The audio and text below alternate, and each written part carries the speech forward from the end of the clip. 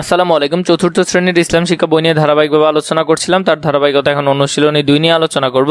1 নম্বরে সঠিক প্রশ্নের টিক চিহ্ন দাও। 1-এর কতে আছে হযরত ইব্রাহিম আলাইহিস সালামের উপাধি কি ছিলেন? উপাধি ছিলেন খলিলুল্লাহ। কি উপাধি ছিলেন? খলিলুল্লাহ। 2 নম্বর হযরত মুহাম্মদ সাল্লাল্লাহু আলাইহি সাল্লাম এর উদ্যোগে গঠিত হিলফুল ফুজুল ছিল একটি সেবা সংঘ। কি ছিল? একটি সেবা সংঘ ছিল। ঘতে কিভাবে হযরত ইব্রাহিম আলাইহিস সালাম এর আত্মত্যাগের আদর্শ অনুসরণ করা যায়? আল্লাহর জন্য সবচেয়ে প্রিয় জিনিস ত্যাগ করে। ঘতে কোনটি হযরত মূসা আলাইহিস সালাম এর অনুসরণীয় আদর্শ? সত্য ন্যায়ের পক্ষে থাকা।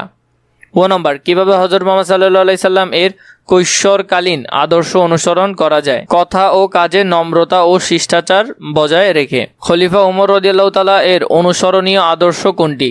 মানুষ হিসেবে শাসক ও ভৃত্যের সমান মর্যাদা। ভৃত্য মানে দাস। 6 নম্বর হযরত আয়েশা রাদিয়াল্লাহু তাআলা এর অনুসরণীয় আদর্শটি কোনটি? ফরেজগারি ও নম্রতা। 2 নম্বরে শূন্যস্থান পূরণ।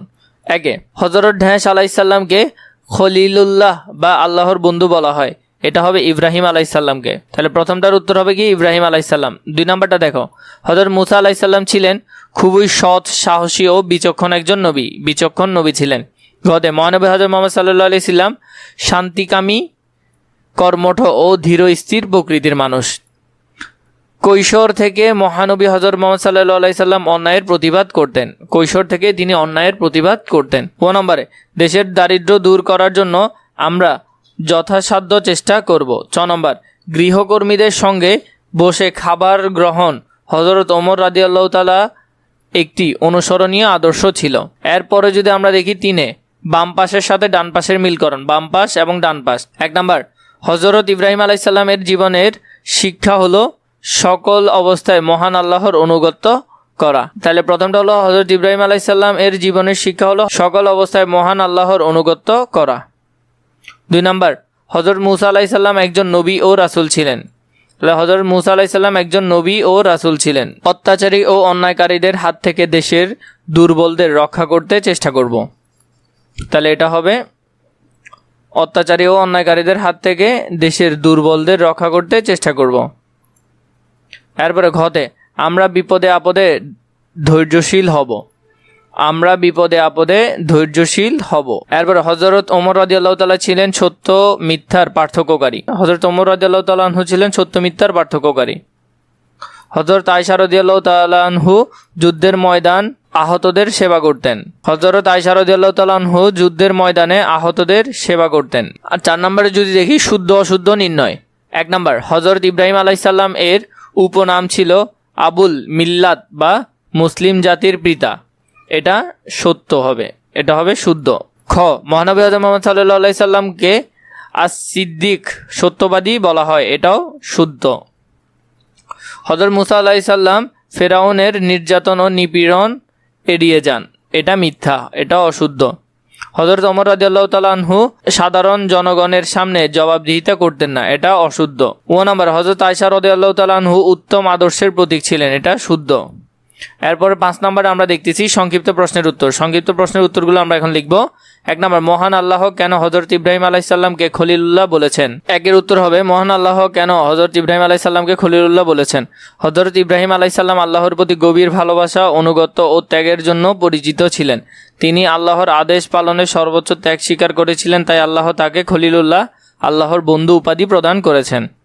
2 নম্বর হযরত মূসা আলাইহিস সালামকে তার মা কেন পানিতে ভাসিয়ে দিয়েছিলেন?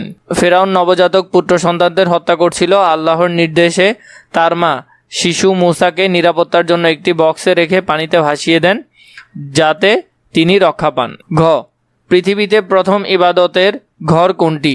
কে এটি নির্মাণ করেছে? পৃথিবীতে প্রথম ইবাদতের ঘর হলো কাবা শরীফ। এটি হযরত ইব্রাহিম আলাইহিস সালাম ও তার পুত্র হযরত ইসমাইল আলাইহিস সালাম নির্মাণ করেন। ঘ হযরত ওমর ফারুক রাদিয়াল্লাহু তাআলা আনহু এর জীবনের 3টি ভালো গুণ লিখো। হযরত ওমর ফারুক রাদিয়াল্লাহু তাআলা আনহু এর ভালো গুণ ন্যায়পরায়ণ, সত্যবাদী এবং সাহসিকতা। 2 নম্বর অসুস্থ হলে আমরা কি করব এবং কার উপর ভরসা রাখব? অসুস্থ হলে চিকিৎসা গ্রহণ করব এবং মহান আল্লাহর উপর ভরসা ও তাওয়াক্কুল করব। 6 নম্বরে বর্ণনামূলক প্রশ্নের উত্তর। 1 নম্বর হযরত ইব্রাহিম আলাইহিস সালামের জীবন আদর্শ অনুসরণে করা যায় এমন 4টি কাজ বর্ণনা দাও। প্রথমত, হযরত ইব্রাহিম আলাইহিসসালাম ছিলেন ত্যাগ, ধৈর্য ও আল্লাহ ভীতির উজ্জ্বল দৃষ্টান্ত। তার জীবন থেকে আমরা অনেক শিক্ষা নিতে পারি। প্রথমত, আল্লাহর প্রতি বিশ্বাস রাখা। তিনি কঠিন পরীক্ষার মধ্যেও আল্লাহর ওপর ভরসা রেখেছিলেন। আমরাও জীবনের সকল ক্ষেত্রে আল্লাহর ওপর ভরসা রাখব। দ্বিতীয়ত, ত্যাগ স্বীকার করা। তিনি নিজের প্রিয় বস্তু ত্যাগ করতে প্রস্তুত ছিলেন। আমরাও আল্লাহর সন্তুষ্টির জন্য ত্যাগ করব। তৃতীয়ত, শিরক থেকে দূরে থাকা। তিনি মূর্তি পূজার বিরুদ্ধে অবস্থান নিয়েছিলেন। আমরাও এক আল্লাহর ইবাদত করব। চতুর্থত, সত্য ও ন্যায়ের পথে থাকা। তিনি সবসময় সত্যের পথে ছিলেন, বিপদের মুখেও পিছিয়ে যাননি। উপসংহার, ইব্রাহিম আলাইহিসসালামের জীবন অনুসরণ করলে আমরা সৎ ও আদর্শবান মানুষ হতে পারি। 2 নম্বর, হযরত মূসা আলাইহিসসালাম এর জীবনাচরণ সম্পর্কে একটি অনুচ্ছেদ লেখো। হযরত মূসা আলাইহিসসালাম ছিলেন একজন মহান নবী, যিনি অত্যাচারী ফিরআউনের বিরুদ্ধে সত্যের দাওয়াত দেন। তিনি শৈশব থেকে আল্লাহর বিশেষ অনুগ্রহে লালিত পালিত হন। বড় হয়ে তিনি মানুষের মাঝে ন্যায় ও সত্য প্রতিষ্ঠার জন্য কাজ করেন। ফিরআউন জুলুমের বিরুদ্ধে তিনি সাহসিকতার সাথে দাঁড়ান এবং আল্লাহর নির্দেশে বনী ইসরায়েলকে মুক্ত করেন। তার জীবন ধৈর্য, সাহস, ন্যায়পরায়ণতা ও আল্লাহর প্রতি গভীর বিশ্বাস ছিল। তিনি কখনো অন্যায়ের সাথে আপোষ করেননি। উপসংহার, মূসা আলাইহিসসালাম এর জীবনে আমাদের অন্যায়ের বিরুদ্ধে দাঁড়াতে এবং আল্লাহর ওপর ভরসা রাখতে শিক্ষা দেয়। ঘতে, হযরত মুহাম্মদ সাল্লাল্লাহু আলাইহি সাল্লাম এর কৈশোরকালীন আদর্শ তোমরা জীবনে কিভাবে অনুসরণ করবে বর্ণনা করো। হযরত মুহাম্মদ সাল্লাল্লাহু আলাইহি সাল্লাম এর কৈশোরকালীন থেকেই সত্যবাদিতা, আমানতদারিতা ও উত্তম চরিত্রের জন্য প্রসিদ্ধ ছিল। তাকে আল আমিন বলা হতো। আমি তার আদর্শ অনুসরণ করে প্রথমত সবসময় সত্য কথা বলবো এবং মিথ্যা পরিহার করব। দ্বিতীয়ত, অন্যের আমানত রক্ষা করব এবং দায়িত্বশীল হব। তৃতীয়ত, বয়োজ্যেষ্ঠদের সম্মান ও ছোটদের স্নেহ করব। চতুর্থত, খারাপ কাজ থেকে দূরে থাকবো এবং ভালো কাজে অংশগ্রহণ করব। উপসংহার, এই গুণগুলো অনুসরণ করলে আমি একজন আদর্শ মানুষ ও ভালো মুসলমান হতে পারবো। এরপরে ঘ নম্বর, হযরত আয়েশা রাদিয়াল্লাহু তাআলা আনহু এর জীবন আদর্শ অনুসরণে 4টি কাজ সম্পর্কে লেখো। হযরত আয়েশা রাদিয়াল্লাহু তাআলা আনহু ছিলেন জ্ঞান, ইবাদত ও নৈতিকতার উজ্জ্বল দৃষ্টান্ত। প্রথমত, জ্ঞান অর্জন করা। তিনি ছিলেন অত্যন্ত জ্ঞানী এবং বহু হাদিস বর্ণনা করেছেন। আমরাও নিয়মিত পড়াশোনা করব। দ্বিতীয়ত, ইবাদতে যত্নবান হওয়া। তিনি নিয়মিত ইবাদত করতেন।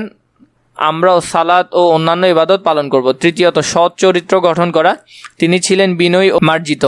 আমরা ভালো আচরণ করব। চতুর্থত, ইসলামের শিক্ষা প্রচার করা।